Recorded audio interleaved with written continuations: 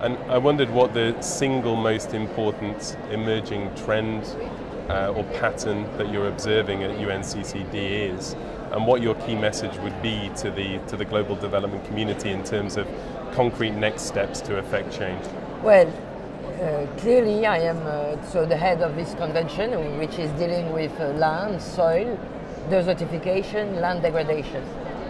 And I really think that many of the social, political problems and economic gaps that we see today are linked to the fact that this land issue is not addressed adequately. If you want, it's for me incomprehensible that we imagine that we are going to feed 9 billion people by 2050 by just going on new lands every year in order to feed those new people. And so for me, all we have to fight about is how do you restore, how do you rehabilitate degraded lands, which amount today something like 2 billion hectares. And I mean, in the session just now, you mentioned the challenges posed by desertification, sustainable management of land, and even migration on food production and the environment. So I just wondered what were the key solutions currently under discussion among the UN family? Well, clearly we do think that there are a lot of hopes in a business link to agroforestry. Let me give you an example. In China, huge programs of agroforestry have been put into place, and we have in particular the example of what we call the Loess Plateau in China, where actually the Chinese claim that they have taken out of poverty 2.7 million people just by going into agroforestry. And so why agroforestry is interesting?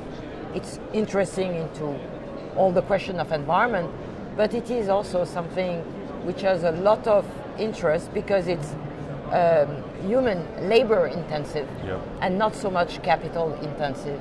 So it may also help alleviate other problems linked to job creation in the rural areas. I just wanted to ask in the session just now, having talked about some of the challenges posed, I just wanted to know how you'll ensure that these issues are very much front and center at the forthcoming conferences in New York and in Bonn, for example. One of the things is to make sure that you bring alliance towards ideas. Yes.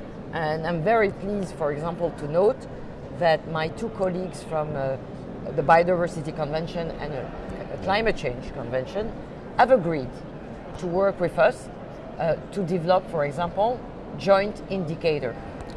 Because clearly there will not be solving of climate change and leaving aside biodiversity or land into those issues. So how do we make sure that we have a real collaboration through the tools which are ours? And so we have taken the initiative to present to the countries, to our parties, how we could develop indicators that will allow to measure progress into the three convention at the same time. And so those are the kind of things that you need to build so that your voice becomes more powerful. And so I think that the time is maybe to let some ego come down and try to figure out what are the common denominator amongst a certain number of forums that we are discussing, all of us.